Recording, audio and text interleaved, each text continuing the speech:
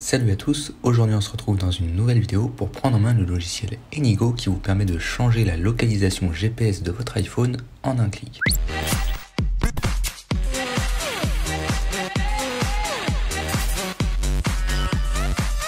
Comme dit précédemment, on se retrouve aujourd'hui pour prendre en main le logiciel Enigo de iToolLab qui vous permet de changer la localisation GPS en un clic sur votre iPhone ou iPad, tout appareil disposant d'un iOS relativement récent. Ça fonctionne donc avec iOS 14, les dernières versions d'iPhone, mais aussi les précédentes, puisqu'ici on va faire un test avec un iPhone 5 sous iOS 10. Tout d'abord, à quoi peut servir ce type de logiciel? Si vous êtes là, c'est sûrement pour pouvoir changer votre localisation GPS sur Pokémon Go ou des jeux de ce genre. À savoir que ça peut être aussi utilisé dans d'autres cas d'usage, comme par exemple le fait de pouvoir vous protéger d'applications qui chercheraient à obtenir votre localisation GPS, ou bien tout simplement pour faire croire à vos amis sur les réseaux sociaux, que ce soit Twitter, Facebook ou Instagram, que vous êtes localisé dans un autre pays. Enigo vous permet de mettre en place des parcours point à point, donc c'est-à-dire un parcours d'un point A à un point B de manière automatique. Vous pourrez définir la vitesse de marche comme bon vous semble en fonction du cas d'usage. Il est aussi possible de définir des trajets multipoints, donc c'est-à-dire réaliser des trajets avec plusieurs points d'arrêt, donc A, B, C, D, etc.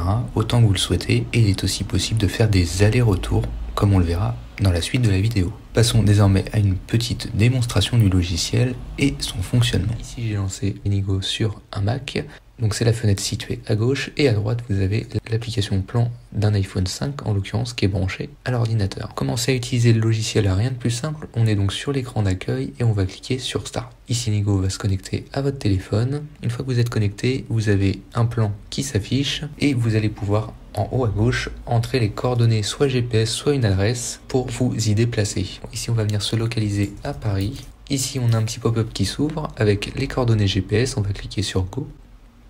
Et ici, vous pouvez voir que sur notre iPhone, la localisation GPS s'est déplacée. On est passé à Paris. Avec les contrôles en bas à droite, vous pouvez zoomer sur la carte. Ici, vous avez un petit encart pour vous montrer la vitesse de déplacement que vous pouvez ajuster selon vos besoins. Donc, vous pouvez aller jusqu'à 100 km/h, donc c'est assez rapide. A priori, dans les applications type Pokémon Go, vous serez plutôt à pied. Les fonctionnalités qui nous intéressent ici, par exemple pour Pokémon Go, ça va être de définir des trajets point à point. Donc vous allez cliquer sur le deuxième onglet, vous allez partir de votre localisation actuelle et vous allez par exemple vouloir vous déplacer quelques centaines de mètres maximum. Et pour cela, rien de plus simple, vous venez cliquer sur la carte, définir le point B de localisation. On vous indique la distance entre votre point de localisation actuel et le point que vous avez défini.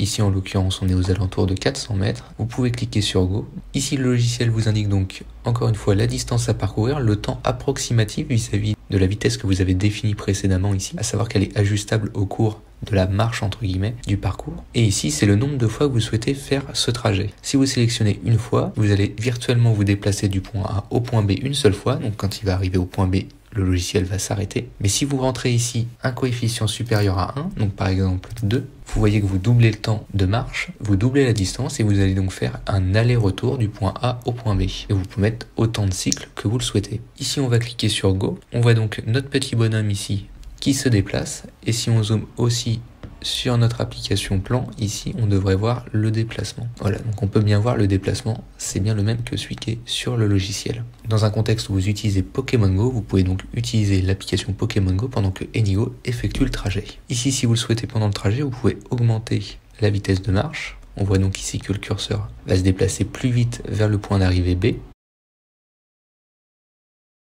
Si vous cliquez sur le petit logo au milieu à droite, vous avez la progression en cours avec le temps restant pour arriver au point B. À savoir ici qu'on avait rentré un coefficient de 2. Donc une fois qu'il arrive au point B, on va le voir dans quelques instants, il va retourner au point A. Vous pouvez faire une pause si vous le souhaitez et toujours ajuster la vitesse de déplacement. Ici on arrive au point B et dans quelques secondes, on va voir le bonhomme repartir dans l'autre sens. Voilà.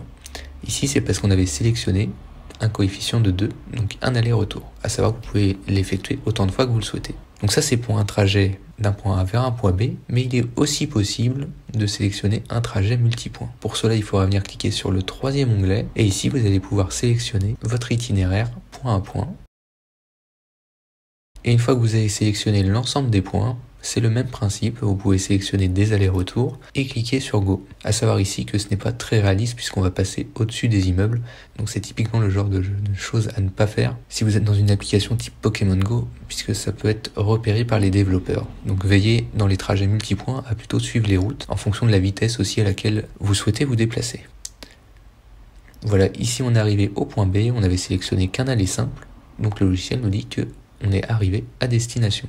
Voilà, c'en est tout pour la prise en main de Enigo qui vous permet donc de vous déplacer virtuellement où vous le souhaitez en changeant la localisation GPS de votre iPhone. Le logiciel, vous pouvez l'essayer gratuitement et si vous souhaitez débloquer toutes les fonctionnalités, il vous faudra une clé d'activation. Tous les liens sont dans la description de la vidéo et moi je vous dis à la prochaine dans une prochaine vidéo.